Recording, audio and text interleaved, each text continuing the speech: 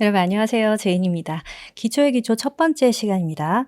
우리는 영어를 공부하는데 앞서서 먼저 용어, 그중에서도 가장 흔하게 쓰이는 용어 정리를 먼저 해볼 겁니다. 바로 품사에 대한 이야기를 시작할 건데요. 품사가 뭘까요?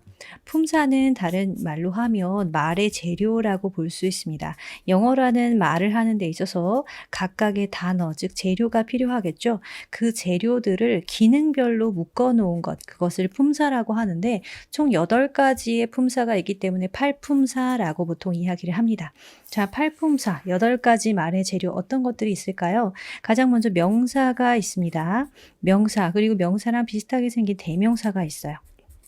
생김새가 비슷한 게 아니고 쓰임에 따라서요. 자, 그리고 명사, 대명사, 형용사 있습니다. 형용사, 그리고 부사 있고요. 자, 그 품사 중에서 가장 많이 쓰이는 걸 동사라고 하는데요. 동사, 동작이나 상태를 나타냅니다. 전치사도 팔품사에 들어있고요. 접속사라는 말도 있습니다. 접속사. 들어보셨을 거예요. 그리고 감탄사. 자, 이렇게 8가지 기능들을 따로 묶어서 8가지 품사, 즉 팔품사라고 부릅니다. 그 중에서 명사는 어떤 역할을 해줄까요? 명사라는 건 이름을 말합니다. 이름. 이름을 따서 얘기하는 걸 명사라고 하는데, 예를 들면 여러분이 공부하면서 읽는 책 있죠? 책. 영어로 book. 자, 이 책은 명사입니다. 또 여러분이 외출할 때 쓰는 모자, hat. 너무 올드한 걸 그렸네. 자, 그리고 어떤 사람들이 서로를 아주 사랑스러운 눈빛으로 만약에 보고 있어요. 그럼 이 두 사람이 하는 걸 우리는 뭐라고 하죠? 사랑이라고 하죠. 그렇죠? 사랑. 그 사랑을 영어로 이렇게 사랑을 영어로 우리는 love라고 부릅니다. 이것도 명사예요. 무언가를 이름을 붙여서 우리가 부르고 있다면 그것은 모두 명사입니다. 그러면 그 명사는 크게 이렇게 하나, 둘, 셀 수 있는 그런 셀 수 있는 명사, 즉 가산명사라는 카테고리로 볼 수 있고요. 또 셀 수 없는 것, 즉 보통 개념을 의미하거든요. 이런 개념을 다루는 명사는 셀 수 없다고 불가산명사라고 불러요. 명사를 공부하실 때 가장 큰 특징이 뭐냐면요. 가산명사와 불가산명사를 조금 세분화해서 공부하시게 될 건데요. 그중에서 가산명사 하나 둘 셀 수 있기 때문에 하나를 나타내는 관사가 붙어요. 관사는 모자 관사를 쓰는 겁니다. 그래서 북이 하나다라고 하면 a book. 모자가 하나 있어요? 그러면 a hat. 이렇게 표현을 하거나 모자가 몇 개씩 더 있어요. 그러면 hats 여러 개 있을 때 이렇게 명사에다가 s나 es를 붙여줘요. 책도 여러 권이 있다. 그러면 이 책들이라고 해서 books 이렇게 나타내 주겠죠. 자, 이렇게 명사는 관사라는 것이 따라 붙기도 하고요. 아니면 여러 개인가 한 개인가를 나타내는 단수, 복수를 의미하는 것도 있어요. 단수, 복수, 다른 말로 수일치라고 불러요. 명사를 공부하실 때 이 수일치 부분은 공무원 시험에 많이 등장을 합니다. 자, 명사, 관사나 단수복수라는 개념과 함께 공부를 해주시면 좋겠죠. 자, 대명사는 뭘까요? 대명사는요, 명사를 대신하는 지칭어를 의미합니다. 지칭, 가리키는 말이 되겠죠. 그러니까 어떤 사람이 이런 것들을 이렇게 그 이름을 부르면 만약에 누구랑 누구 이렇게 이름을 부르면 그건 명사겠죠. 이름이니까. 그런데 그냥 편하게 쟤네들 이렇게 표현을 하면 이건 대명사예요. 지칭하는 말이니까. 자, 여기 조금 비교적 가까이에 있는 것. 요건 이거라고 할 수 있겠죠. 모자라고 안 하고 이거. 좀 멀리 있는 것은요. 저거라고 할 수 있겠죠? that 이런 것들 대명사라고 합니다. 이 대명사의 주요 특징은 뭐냐? 대명사는요. 격이라는 게 있고 인칭이라는 게 있어요.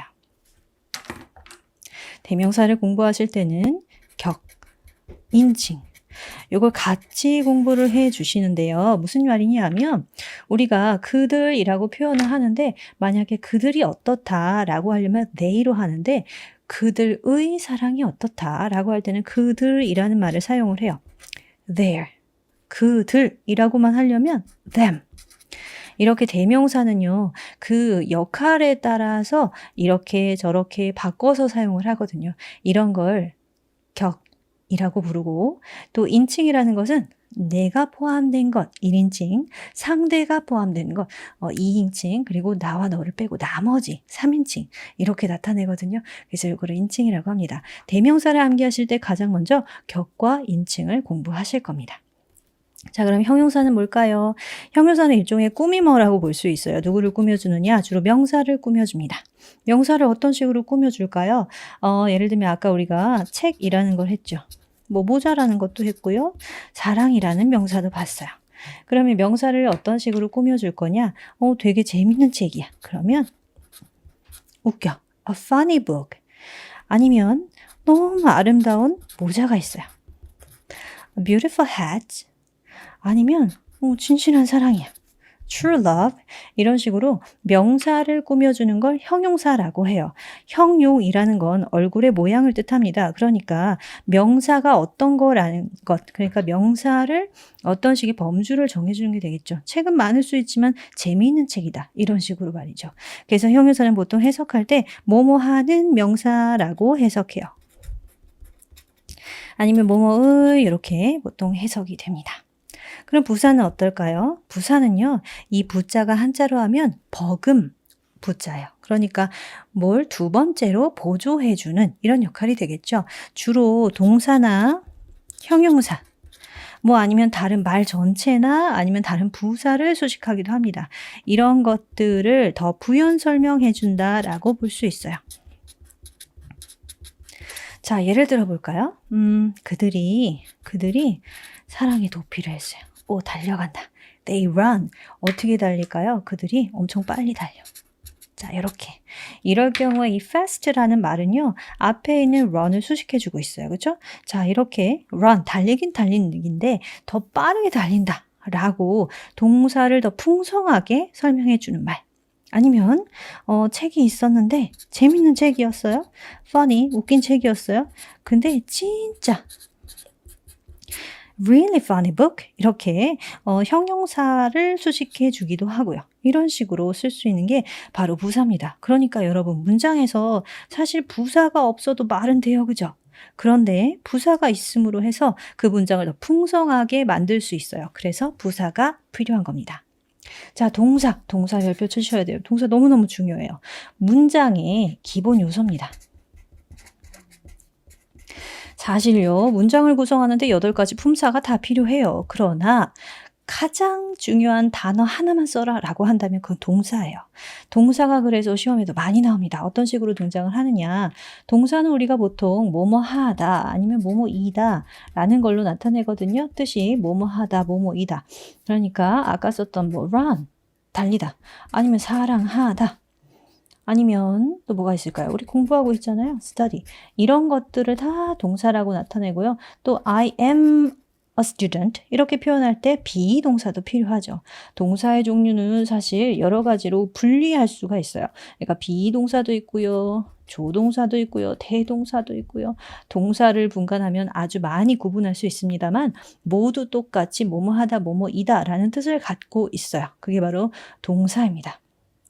자, 그럼 동사가 문장에서 해주는 말은 뭘까요? 동사는요, 동작이나 상태를 의미합니다. 동작이나 상태. 누구의 동작이나 상태겠어요? 문장에서 가장 중요한 어떤 행위자의 동작, 아니면 그 물건이나 아니면 그 사람의 상태를 나타내 주게 되겠죠. 그래서 동사는 동작과 상태를 의미하는 것, 뭐뭐이다, 뭐뭐하다 라고 해석된다 라는 것을 기억하고 계셔야 됩니다. 동사를 우리가 조금 들여다보면요, 동사는요 시제라는 걸 갖고 있어요. 뭐냐면 뭐뭐하다, 뭐뭐이다를 과거형으로 뭐뭐했다, 뭐뭐였다 이렇게 표현하거나, 아니면 미래로 뭐뭐할 것이다, 아니면 뭐뭐일 것이다 라거나 이렇게 시간의 흐름을 나타낼 수 있는데 이걸 시제라고 합니다. 또요, 동사 공부하실 때는 태라는 것도 보시게 될 건데요. 태는 행위를 능동적으로 하는 게 아니라 뭐뭐 당하다, 뭐뭐 했다라는 걸 뭐뭐 당했다 이렇게 표현하는 건데요. 그거 수동태라고 합니다. 그런 태에 관해서도 공부하실 거예요. 동사에서 가장 중요한 부분 시제와 태가 되겠습니다. 동사 공부하실 때 이거 참고하시면 좋겠어요. 자, 전치사는요. 전치사는 보통 우리가 아주 짧게 알고 있는 것들이 있죠. 뭐 이런 것들. in, 뭐 on, 뭐 at, 뭐 이런 것들이요. 자, 보통 짧습니다. 얘네들은 어떻게 사용을 할까요? 전치사는 하나만 가지고서는 의미가 명확하지 않아요. 늘 누구랑 같이 쓰느냐? 바로 명사와 함께 씁니다. 자, 전치사는 명사와 함께 써요. 명사. 요게 중요합니다. 사실 전치사 뒤에 동사가 나오는 경우도 있어요.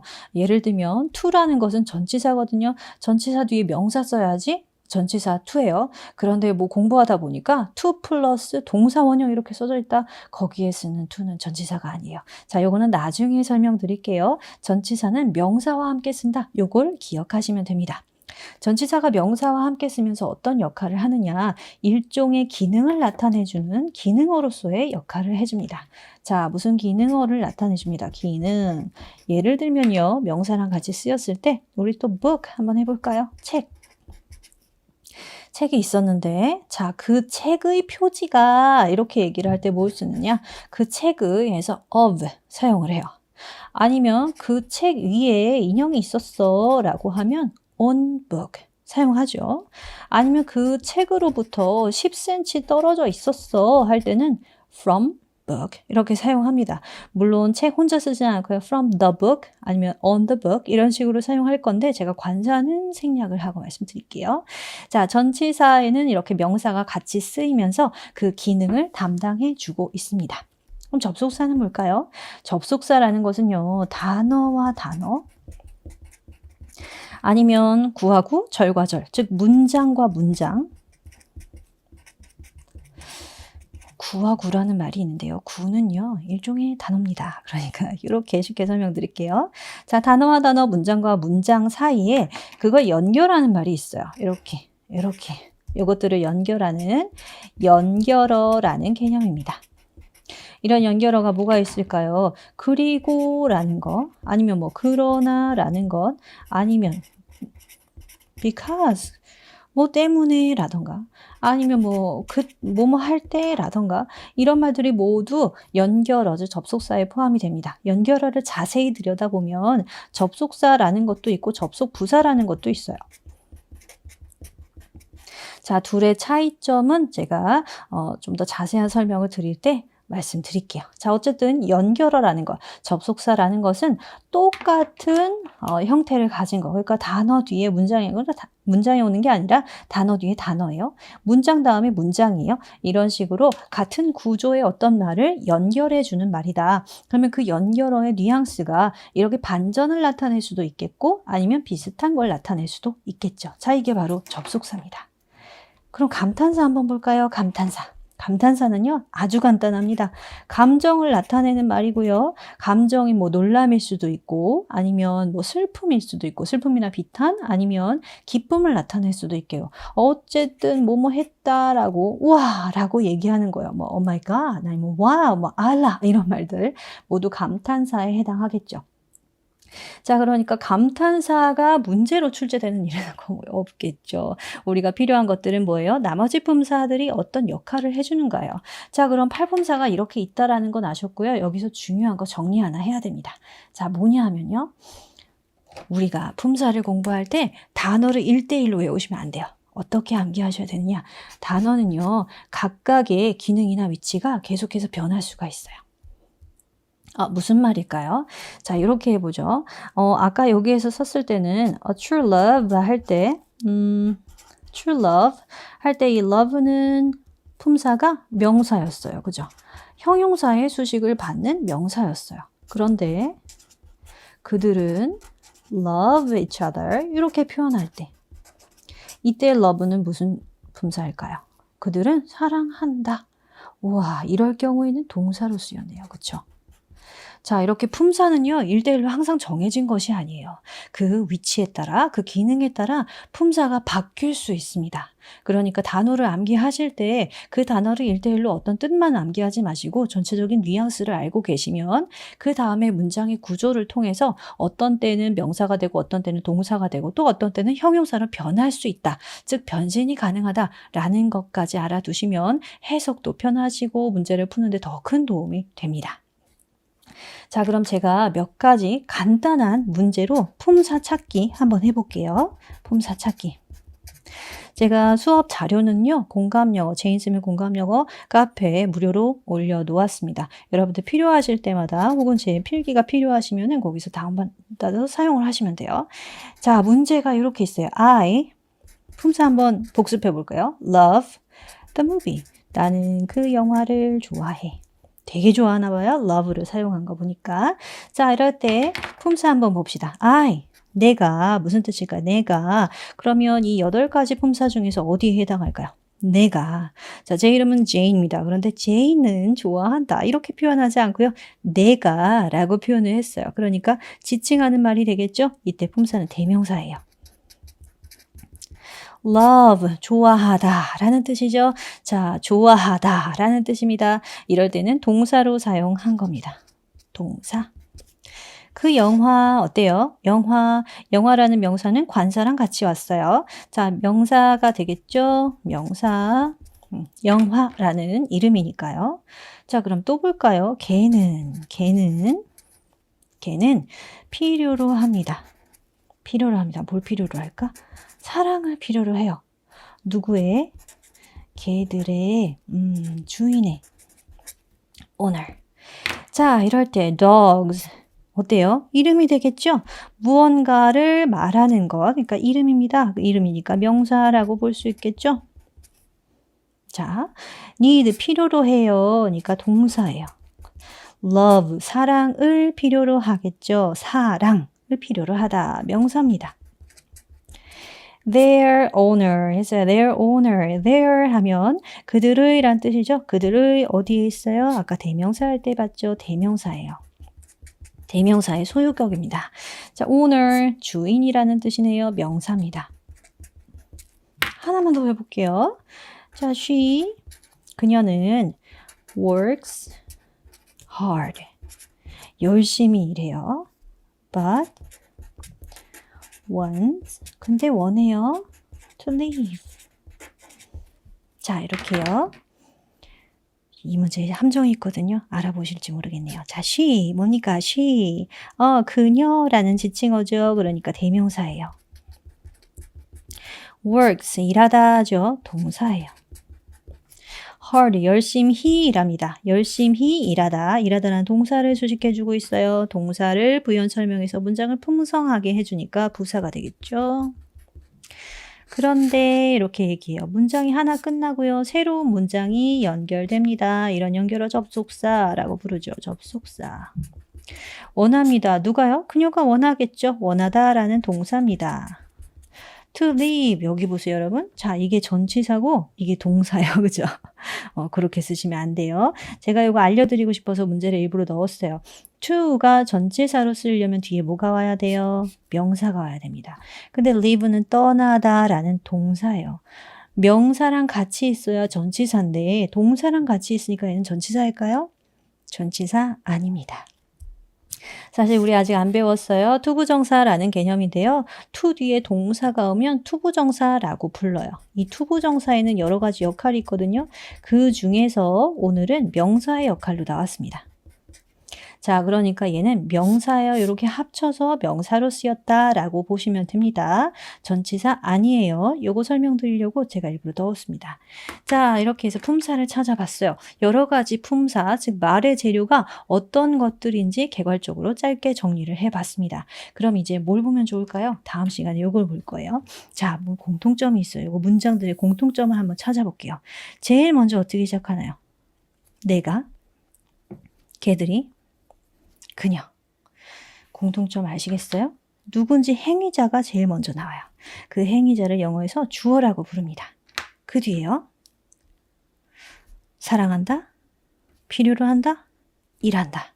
그 뒤에는 어떤 애들이 나와요? 행위, 동작이 나옵니다. 그러니까 이거 동사라고 불러요. 모든 문장은 주어 다음에, 즉 행위자 다음에 행동, 동사가 나옵니다. 이게 바로 말의 구조예요. 자, 말의 재료를 오늘 8가지를 보셨으니까 다음 시간에 말의 구조에 대해서 알아보도록 하겠습니다. 자, 그럼 다음 시간에 만나요. 바이바이.